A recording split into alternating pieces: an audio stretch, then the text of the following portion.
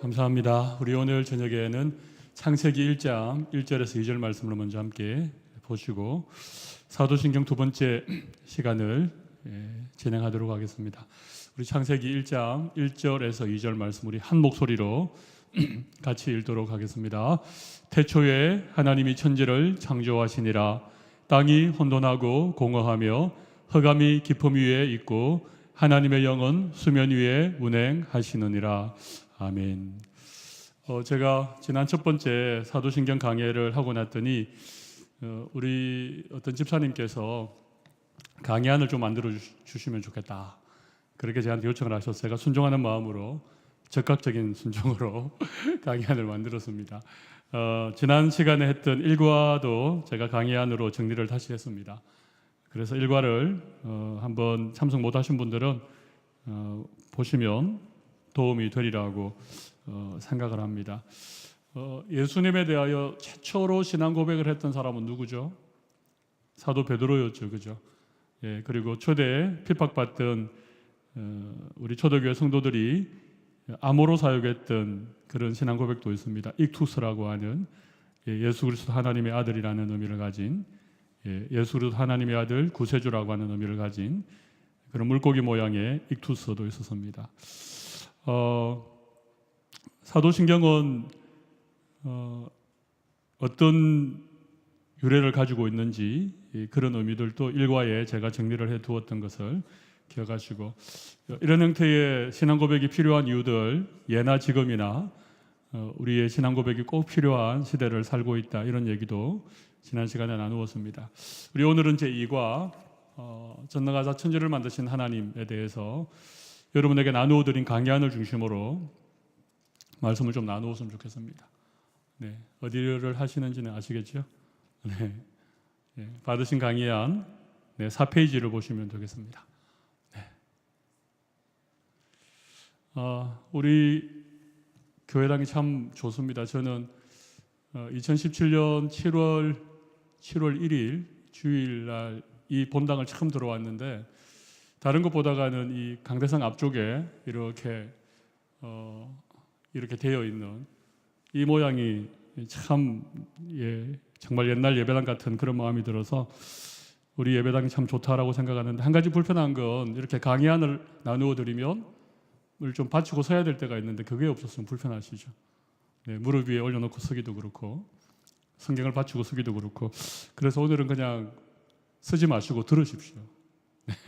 굳이 이거 메모하시려면 힘드실 테니까 편안하게 들으시면 좋을 것 같아요. 웬만한 거 제가 다 강의 안에 넣어두었으니까 그냥 들으시면 좋겠습니다. 사도신경은 초대교회부터 사용되고 구전되었던 것을 AD 400년경에 문서로 정리한 것입니다. 그러니까 이게 정식적으로 정리된 것은 AD 400년이지만 이미 사도시대부터, 예수님 시대부터 초대교회 성도들 사이에 이런 신앙의 고백들이 이어져 왔다는 것입니다. 구전이란 말은 입에서 입으로 전해져 내려온 것이죠. 특별히 예수님의 이름으로 세례받는 신자들을 교육할 때 이 사도신경의 고백을 따라서 그것을 묻고 답하고 또 이 고백이 담고 있는 내용들을 함께 확인하는 작업을 거쳤습니다. 초대교회 시대에는 다양한 이단들이 교회를 공격했기 때문에 이 사도신경을 통해서 우리의 믿는 바에 대한 어떤 확고한 교리를 세워가는 일을 감당했다고 말할 수 있습니다. 익투스라고 하는 이 물고기 모양의 신앙 고백은 박해를 피해 카타콤으로 숨었던 초대교회 성도들의 암호화된 신앙 고백이라고 할 수 있습니다. 익투스의 뜻이 뭐라고요? 예수 그리스도 하나님의 아들 구세주.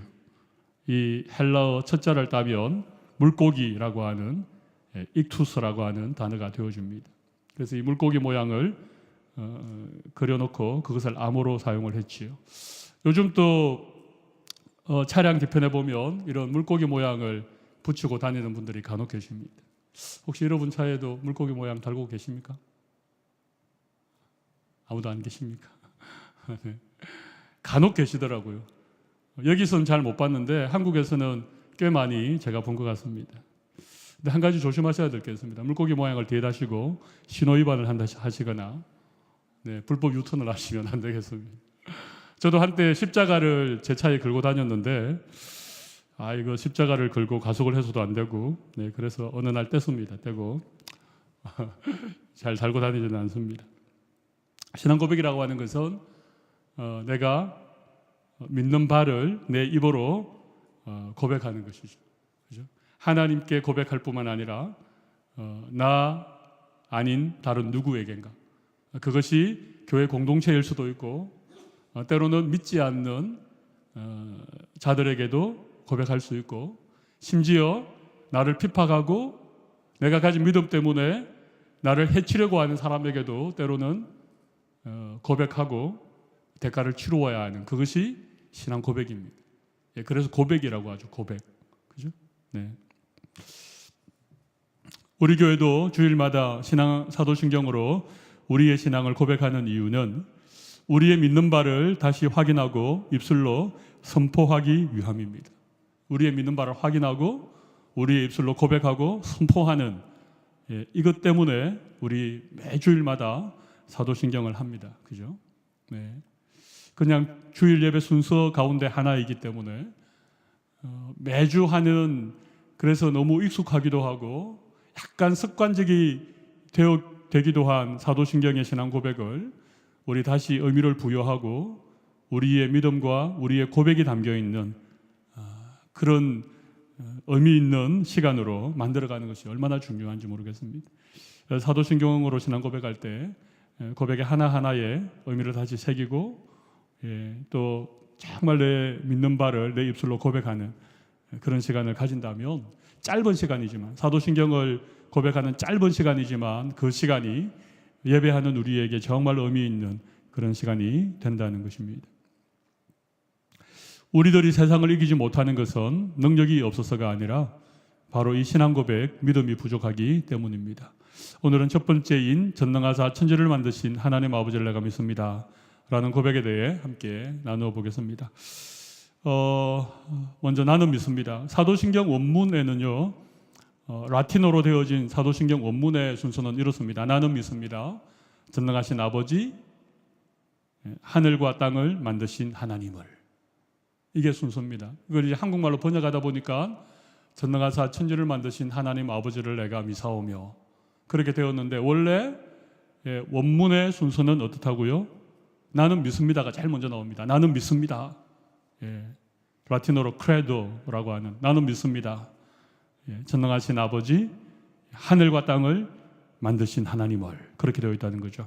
그래서 이 원문의 순서에 따라서 강의를 좀 진행해 볼까 합니다. 첫 번째 믿는다는 의미, 나는 믿습니다라고 할 때 믿는다는 의미가 어떤 의미일까요?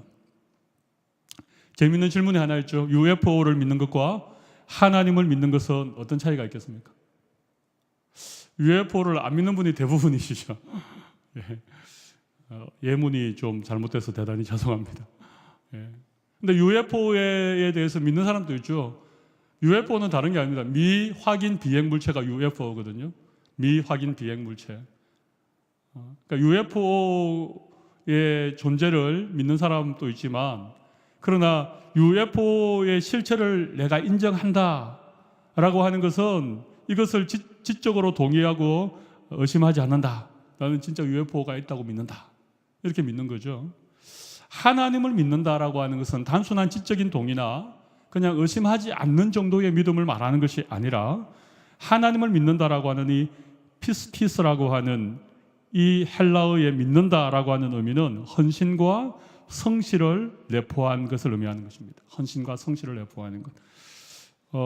즉 하나님께 내 삶을 드리겠다는 헌신의 의미가 포함되어진 믿음을 하나님을 믿는다라고 할 때에 이 믿음이 의미하는 것이죠.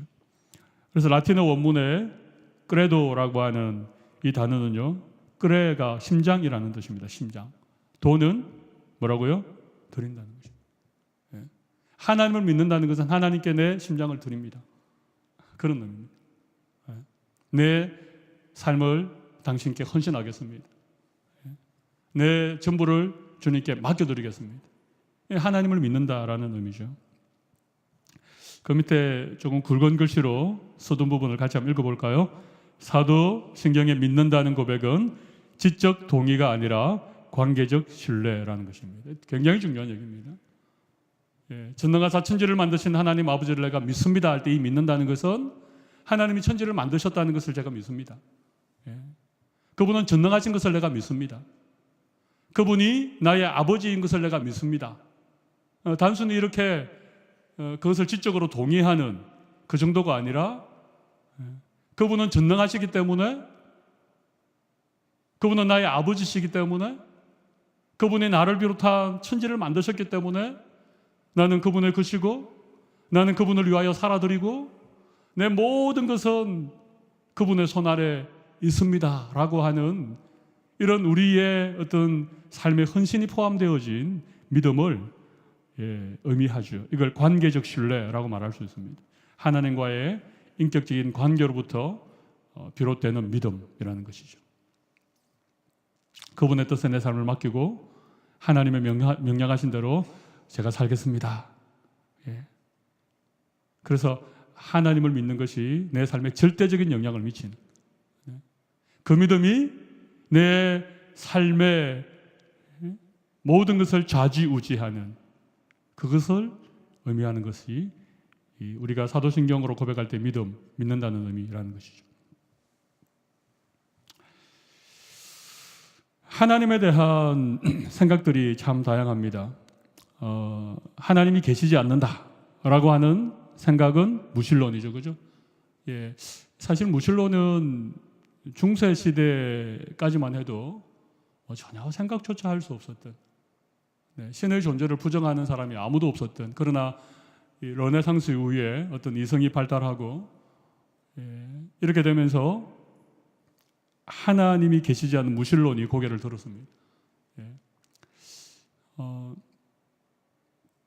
그러다가 최근에 근자에 와서 리차드 도킨서라고 하는 옥스퍼드 대학의 행동생물학자인 이 사람의 유명한 책인 만들어진 신이라고 하는 이런 책들을 통해서 신무신론이라고 하는, 예전에 있었던 무신론과는 좀 더 다른 그런 어떤 무신론이 유행을 하죠. 이론적 무신론이 있습니다. 이론적 무신론은 신의 존재를 믿지 않는 다양한 종류의 무신론을 이론적인 무신론이라고 합니다. 이게 리차드 도킨스의 신무신론이라든지 예전부터 있어왔던 어떤 전통적인 이런 무신론, 신은 죽었다 이렇게 말했던 철학자 니체라든지 이런 실존주의 철학자들라든지 또 아무튼 이 진화론이 대두되어지고 난 이후에 어떤 신의 존재에 대해서 부정하는 이런 무신론들이 많았는데, 이런 다양한 이론적인 무신론 말고 또 다른 형태의 무신론이 있습니다. 그게 뭘까요? 하나님을 믿는 사람들의 무신론이 있습니다. 이 무신론을 가리켜 뭐라고 한다고요? 실천적 무신론입니다. 실천적 무신론. 여러분, 실천적 무신론이 뭐겠습니까? 실천적 무신론. 용어를 참 잘 만들었죠. 제가 만든 건 아닙니다. 제가 강의를 준비하면서 어떤 글을 읽었는데 무신론에 대한 얘기를 하면서 실천적 무신론이라고 하는 걸 얘기를 하는데 제가 참 마음에 좀 와닿았습니다. 실천적 무신론은 뭔가? 하나님을 믿고 성경을 믿지만 실제 삶 속에서는 하나님을 의지하지도 않고 그분의 뜻대로 살지도 않는 사람들을 가리켜 실천적 무신론자라고 하는 것입니다. 하나님의 존재 믿습니다. 하나님의 말씀 성경도 믿습니다. 그런데 실제의 삶은 하나님과 전혀 상관없이 산다는 것입니다. 하나님의 말씀을 순종하지도 않습니다. 하나님을 신뢰합니다. 말로는 그렇게 하지만 이게 뭐죠? 신용카드를 더 신뢰하는. 하나님의 평안을 얘기하지만 넓은 아파트 평수가 주는 평안을 더 바라는 실천적 무신론입니다. 교회에 모여서 함께 말씀 나누고 하나님의 은혜를 서로 나누지 않고 처세술을 얘기하고 재테크에 대한 얘기만을 하고 있다면 실천적 무신론자들이라고 하는 거죠.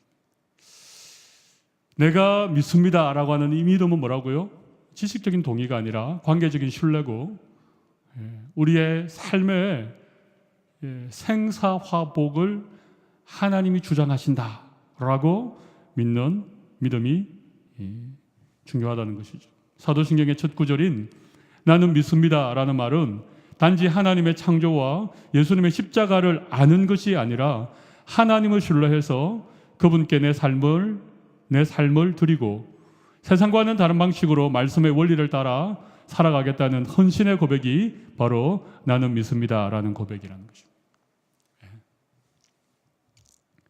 좀 찔리시죠? 네, 저도 준비하면서 찔렸습니다. 나는 목사인데 나는 정말 하나님 믿고 있는가?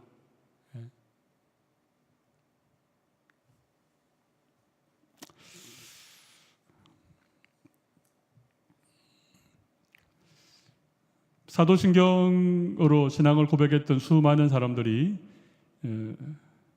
자기가 자기 입으로 했던 이 고백 때문에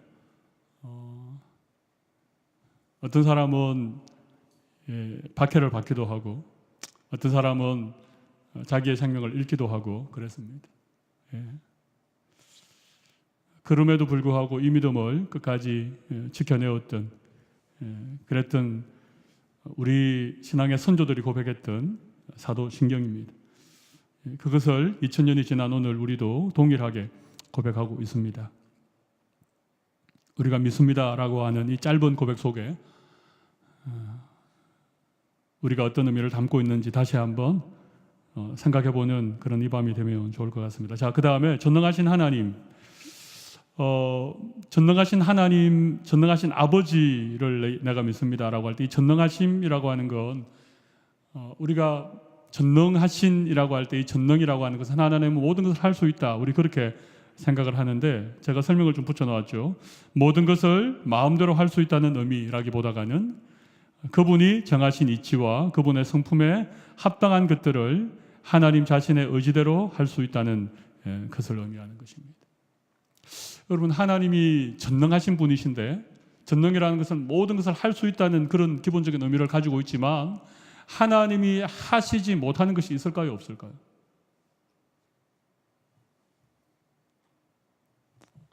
하나님이 전능하신 분이신데 하나님이 하지 못하시는 것이 있겠습니까? 없겠습니까? 있지요. 하나님 거짓말을 못하십니다.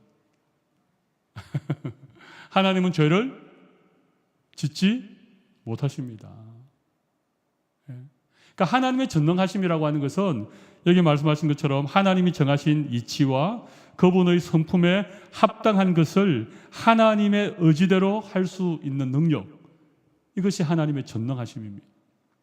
네. 여러분이 생각하셨던 전능하심과 조금 다르죠?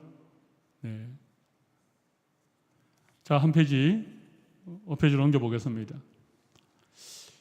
청파교회 김기숙 목사님이라고 한국의 젊은이들 사이에 아주 유명한 목사님 계신데 그분의 강해 중에 이런 부분이 있습니다. 사도신경이 고백하는 하나님의 전능하심은 무슨 일이든 못할 것이 없는 폭군의 전능이나 스스로 만든 법칙을 가차없이 범하면서 멋대로 행동하는 무규범의 전능이 아니고, 그죠? 폭군의 전능이나 무규범의 전능이 아니고. 우리 저기 뒤에 있는 혜민이, 기현이, 이 강의의 이 폭군의 전능이 무슨 뜻인지 알겠니, 기현아? 잘 모르겠니? 아, 그래, 정말. 오늘 은서도 왔는데 은서는 정말 모를 것 같은데. 폭군의 전능이라고 하는 것은 하나님이 폭력, 하나님의 힘을 그냥 아무런 제약 없이 마음대로 사용하는 그런 하나님은 아니라고 하는 거예요. 하나님은 전능하신 하나님이기 때문에 하나님이 자연의 법칙을 만들었잖아요. 그죠? 이 해가 뜨고 해가 지고 봄이 오면 여름이 오고 여름이 지나면 가을이 오고 이게 다 하나님 만든 자연 법칙이죠. 그죠? 예. 그런데 하나님이 그런 하나님 만든 자연 법칙을 다 무시하고 하나님 마음대로 그냥 이 세상과 이 우주를 마음대로 하는 그런 분이 아니라는 얘기예요. 하나님이 정해놓은 어떤 원칙, 하나님이 세우신 하나님 자신의 어떤 성품, 그 안에서 하나님의 능력을 행하시는데 그것을 이 김기성 목사님은 뭐라고 했는가 하면 사랑의 전능이라고 했습니다. 사랑의 전능. 사랑의 전능. 어떠한 방해물도 우리를 구원하시려는 하나님의 사랑을 좌절시킬 수 없다는 점에서 하나님은 전능하시다. 그렇게 말씀했습니다. 전능하신 하나님이라고 할 때 이 하나님의 전능은 하나님 만든 이 세상이 저로 말미암아 타락하고 하나님의 형상을 따라 지음받은 우리 인간이 영원한 어떤 죄의 심판을 받아야 되는 그런 존재인데 우리를 포기하지 않고 끝까지 우리를 사랑하시고 끝까지 우리를 구원하시는 그 일에 결코 포기도 모르시고 그 일에 결코 실패도 하지 않으시고 반드시 우리를 구원하시는 하나님이 지으신 이 세상을 하나님이 끝까지 책임지시고 보존하시는 그런 의미에서의 전능, 그게 사랑의 전능이라고 하는 것입니다.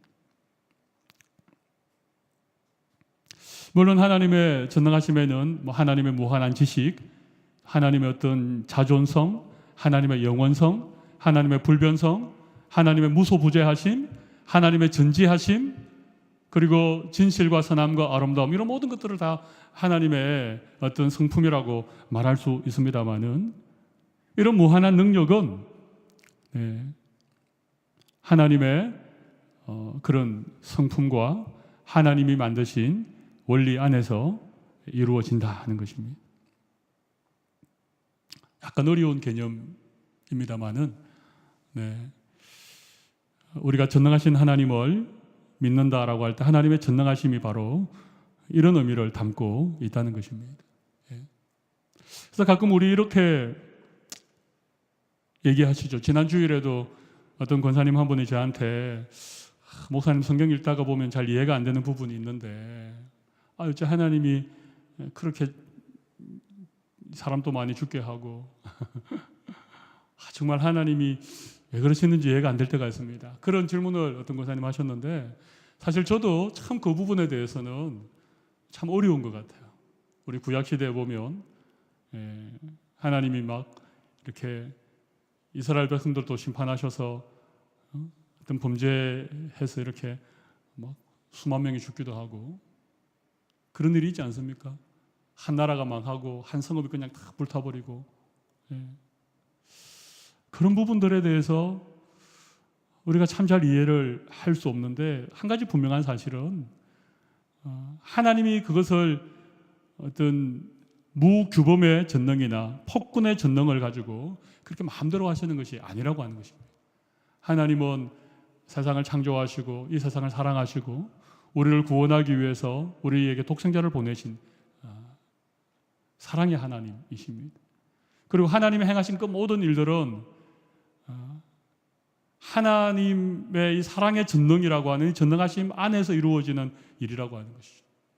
그런데 우리의 이해력으로는 도무지 이해되어지지 않는, 왜 하나님이 그렇게 하셔야 되는지 이해되어지지 않지만 그러나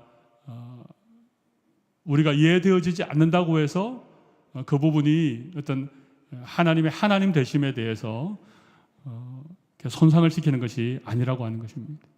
제가 지난주일 권사님과 얘기하면서 제가 잘 모르겠지만 제 나름대로 가지고 있는 생각에 대해서 잠깐 말씀을 드렸는데 어떻게 말씀드렸는가 하면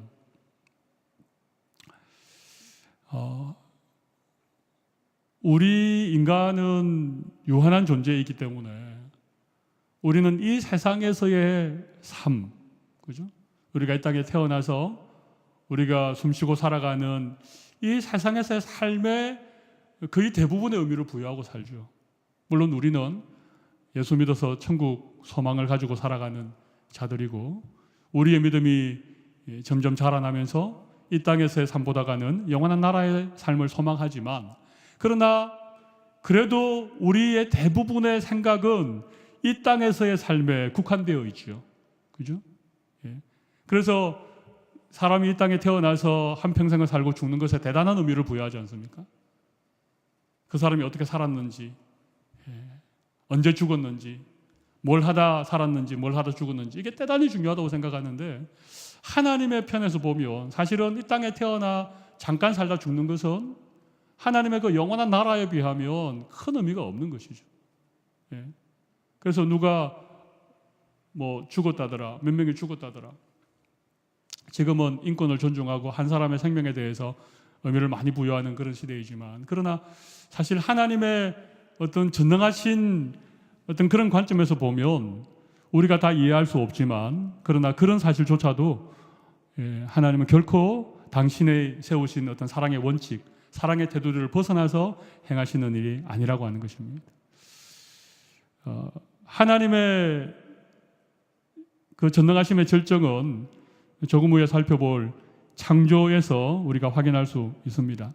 그 전에 아버지라고 하는 부분을 고백하는 중요한 부분이 있습니다. 전능하사 천지를 만드신 하나님 아버지를 내가 믿사오며. 나는 믿습니다. 전능하신 아버지, 하늘과 땅을 지으신 하나님을. 그러니까 이게 아버지라고 하는 고백이 들어간다는 게 정말 중요하죠. 하나님을 아버지라고 부르는 것은요, 굉장히 낯선 호칭입니다. 구약시대에 하나님을 아버지라고 부른 적은 거의 없습니다.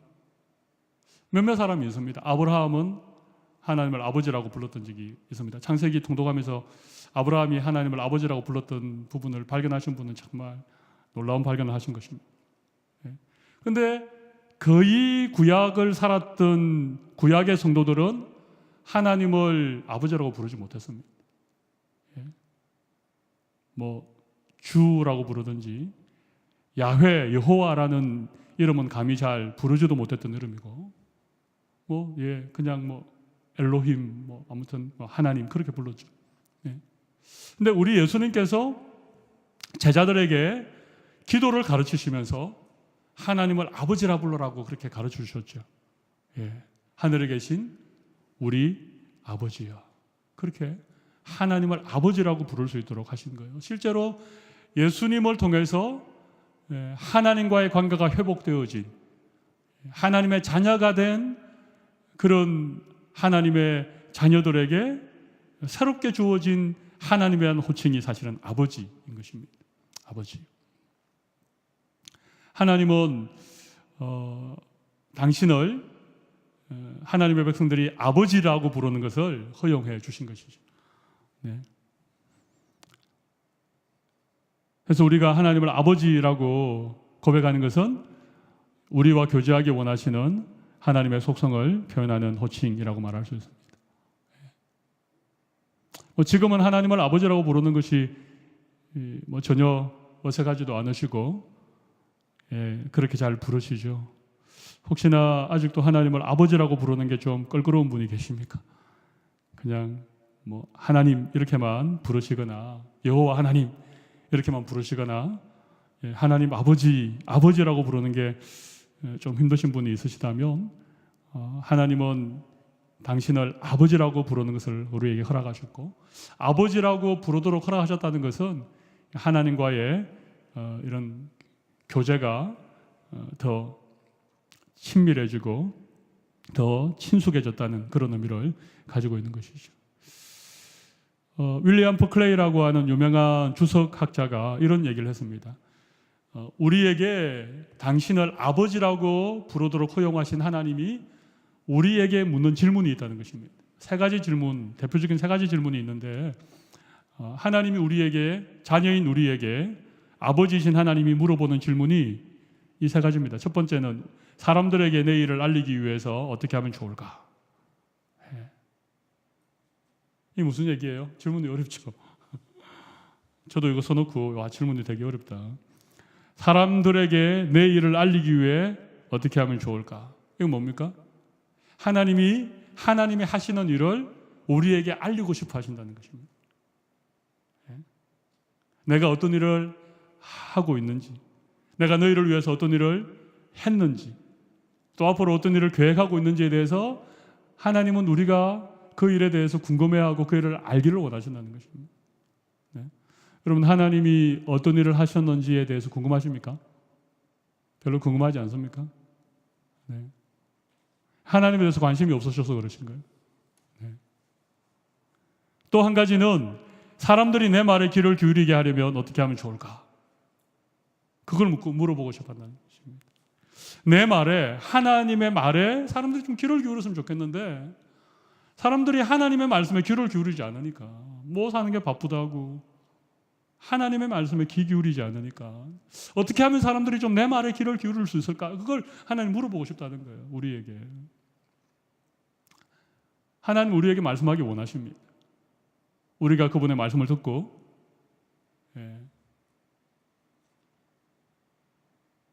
그걸 원하신다는 거죠. 또 하나는 사람들이 나를 사랑하게 하려면 어떻게 해야 될까? 하나님이 우리를 사랑하듯 우리도 하나님 사랑하는 걸 원하시. 이 세 가지를 다 종합해 보면 이 세 가지 질문의 핵심이 뭡니까? 하나님은 우리와 교제하기 원하신다는 것입니다. 내가 너희를 위해서 어떤 일을 하는지 좀 관심 가져줬으면 좋겠다. 내가 너에게 하고 싶은 말이 있는데 좀 내 말에 귀를 기울였으면 좋겠다. 내가 너를 너무 사랑하는데 너희들도 나를 좀 사랑하면 좋겠다. 이게 아버지이신 하나님이 우리에게 정말 하고 싶은 그런 얘기들이라고 하는 것입니다. 윌리엄 바클레이라고 하는 유명한 주석학자가 그렇게 아버지 하나님이 자녀인 우리에게 꼭 하고 싶은 질문 세 가지라고 얘기했습니다. 그러니까 하나님을 아버지라고 부른다는 것은 그냥 아버지 저 이거 필요한데 좀 도와주세요. 아버지 이번에는 제가 이런 일이 있는데 하나님 좀 이거 좀 해결해 주세요. 그게 아니고 하나님과 더불어 이렇게 교제하는 아주 친밀한 아버지와 아들 사이에서 이렇게. 근데 아버지와 아들은 참 좀 그렇긴 하죠, 그죠? 엄마하고 딸은 참 얘기도 많이 하고 친구처럼 지내는데 아버지하고 아들은요 참 머쓱머쓱하게 그냥 이렇게 뭐 하루 종일 같이 있어도 말 몇 마디 안 하는 거죠. 그게 다 아버지하고 아들인 것 같아요. 네.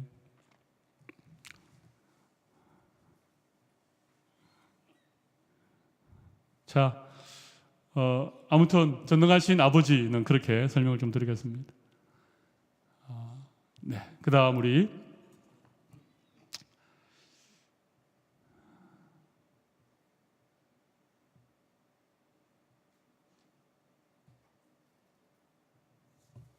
세 번째 파트는 하늘과 땅을 만드신 하나님을 내가 믿습니다. 하늘과 땅을 만드신. 우리 오늘 창세기 1장 1절 2절만 읽었는데 태초에 하나님이 천지를 창조하시니라. 이 대선언이죠, 그죠? 예. 이것은 엄청난 그런 선언입니다. 이 우주의 기본, 이 우주의 시작을 성경처럼 정확하게 그리고 확고하게, 단호하게 기록하고 있는 말씀은 없습니다. 첫 번째는 무에서 유로 창조되었다는 것을 의미하죠. 하나님 모든 것을 만드셨다는 고백은 하나님 외에 모든 것은 다 피조물이라고 하는 사실을 전제하고 있죠.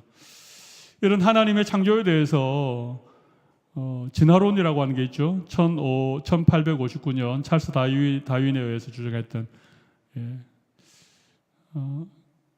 이 진화론이 굉장히 다양한 이론입니다. 정말 다양한 이론이고 이것을 사실은 학교에서 많이 가르치고 있는 부분이죠. 근데 진화론과 창조론 중에 우리는 당연히 창조론을 믿으시죠, 그죠? 창조를 믿으시죠. 근데 결국 진화론에 다양한 이론이 있어서 진화론 가운데 어떤 부분들은 사실은 우리가 좀 이렇게 받아들일 수 있는 영역들도 있지만 근본적으로 우리가 진화론에 대해서 우리가 액셉트할 수 없는, 그것을 받아들일 수 없는 이유는 이 진화론의 가장 궁극적인 결론은 뭡니까? 인간이라고 하는 존재도 결국 진화에 의해서 이렇게 만들어진, 진화에 의해서 진화되어진 존재가 인간이라고 그렇게 얘기하기 때문에 그 부분을 인정하지 못하는 것입니다. 하나님은 하나님의 형상을 따라 하나님의 모양대로 우리를 만드셨다, 그렇게 성경에서 얘기하고 있는데, 이 진화론에 의한다면 아주 하등한 종류의 그런 생물에서 좀 더 고등한 생물로 진화되어지고, 그것이 점점 진화되어져서 인간으로까지 진화가 되어졌다.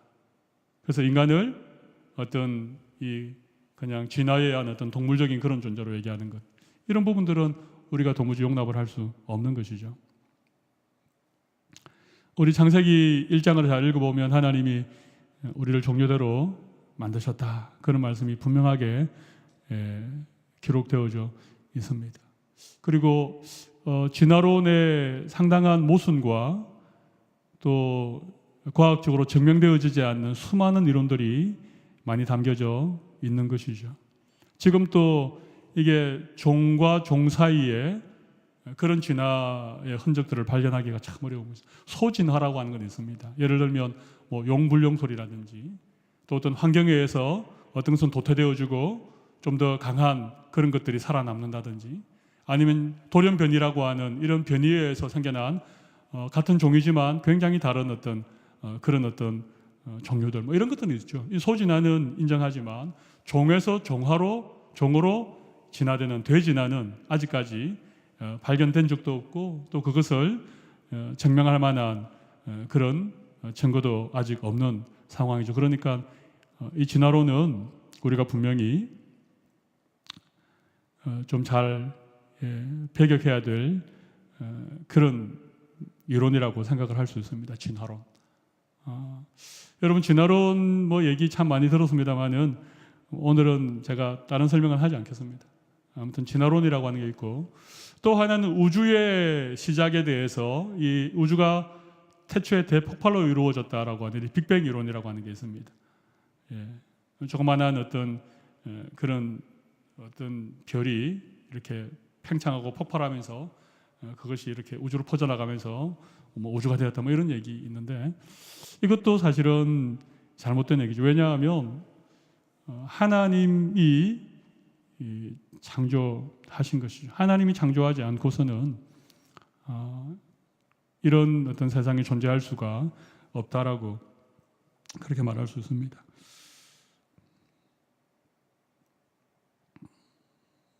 여러분, 하나님이 천지를 창조하셨다는 것을 믿으십니까? 진화론을 일부 수용하고 계십니까?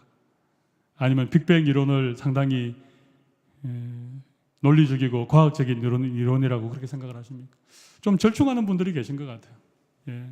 약간 이 창조도 믿지만, 그러나 어떤 진화라든지 이 빅뱅이라든지 이런 어떤 현대 과학에 관한 부분들에 대해 상당히 이렇게 수용하는 그런 분들도 상당히 많으신 것 같아서요. 그러나 분명한 사실은 이렇습니다. 물론 어떤 진화론이 설명할 수 있는 영역들도 있고, 우주가 워낙 광활하고 우주에 대하여서는 아직도 연구가 진행되어지고 있기 때문에 우주에 관한 다양한 이론들이 존재할 수 있습니다. 그러나 분명한 것은 이런 이론들이 있다고 할지라도 여전히 땅과 하늘, 온 우주 만물을 창조하신 분은 하나님이라고 하는 이 사실에 대한 믿음을 우리는 분명히 가져야 됩니다. 이 믿음이 흔들리면 안 됩니다. 우리는 사도신경을 고백한다는 것은, 우리가 예배 때마다 우리의 믿는 바를 사도신경이라고 하는 그 믿음의 고백을 따라서 우리가 고백한다는 것은 하나님이 천지를 만드셨다는 사실을 내가 믿습니다 라고 고백하는 것입니다.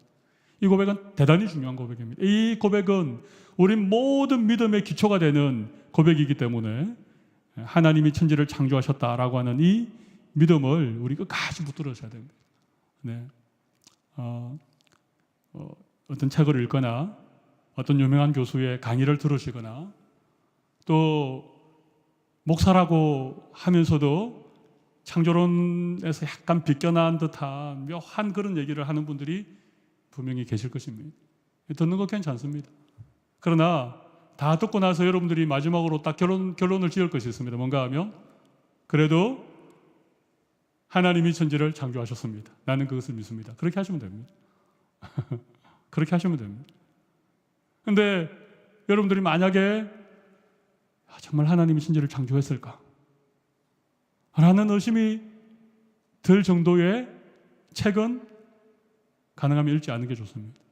그런 의심이 들도록 만드는 약간 이상한 강의는 안 듣는 것이 훨씬 유익합니다. 어문이 나면 여러분 혼자 고민하지 마시고 도움을 구하십시오. 네. 뭐 목사에게 오든지 또 우리 교회 전도사님들도 계시니까 전도사님에게 가시든지 아니면 구역장의 도움을 받으시든지 네. 그렇게 하시면 좋겠습니다.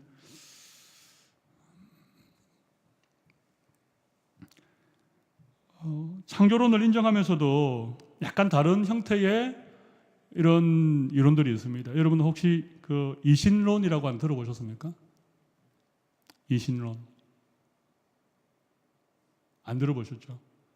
이신론은요 하나님의 창조를 인정합니다. 하나님이 이 세상을 창조했다는 것을 믿습니다. 근데 하나님이 그냥 세상을 창조하고 버려두셨다는 것입니다.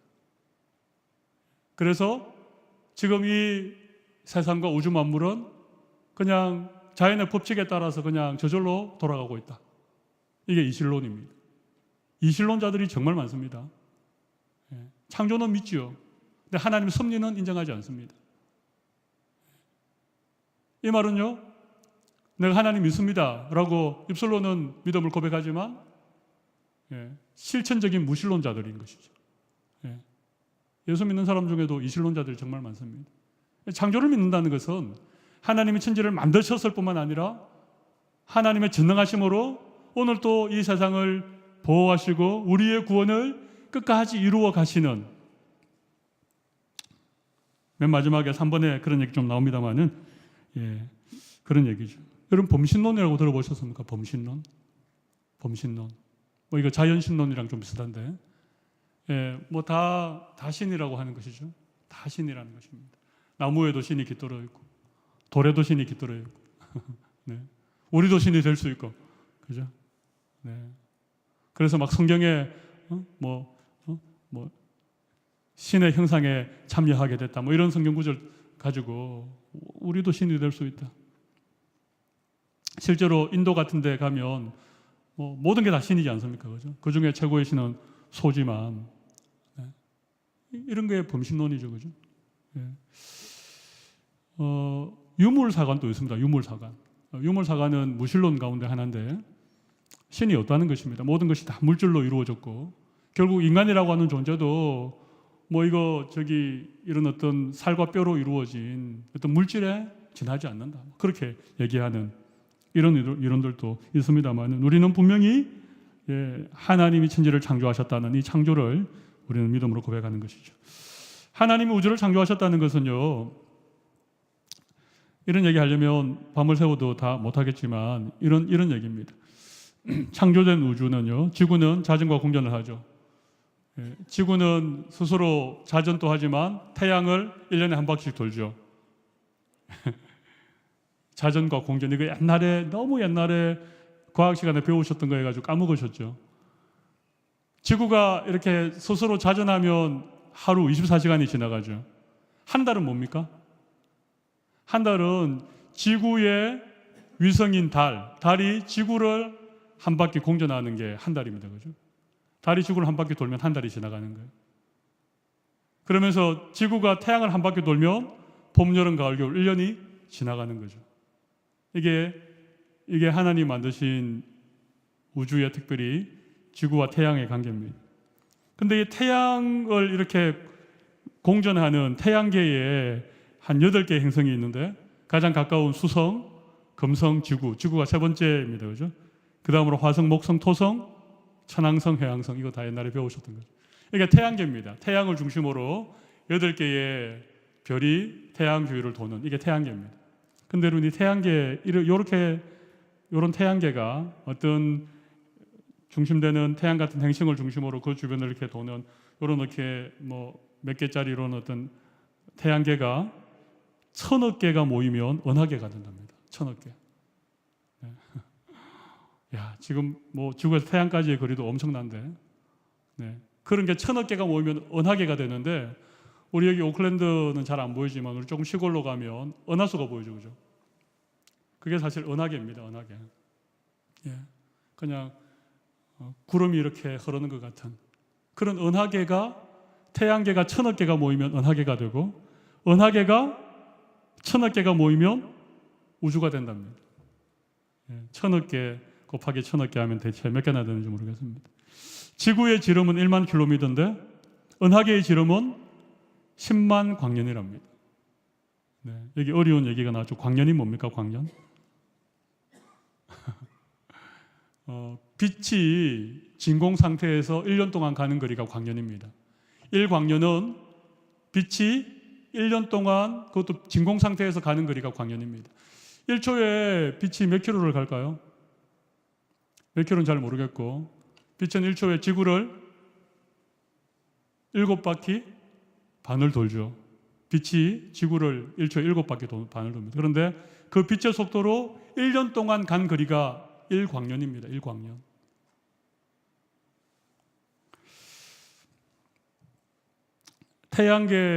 태양계, 수금지와 목토, 천회, 이 태양계 밖에 있는 별 중에 제일 지구랑 가까운 별, 지구랑 가장 가까운 별이 지구에서 얼마나 떨어져 있을 것 같아요? 겐토가 기적을 났습니다. 3.26광년이 떨어져 있답니다. 그러니까 적어도 3.26광년이면 뭡니까? 빛의 속도로 3년 동안, 3년 한 두 달을 달려와야 이르는 거리에 별이 있습니다. 근데 그게 지구에서 제일 가까운 별입니다.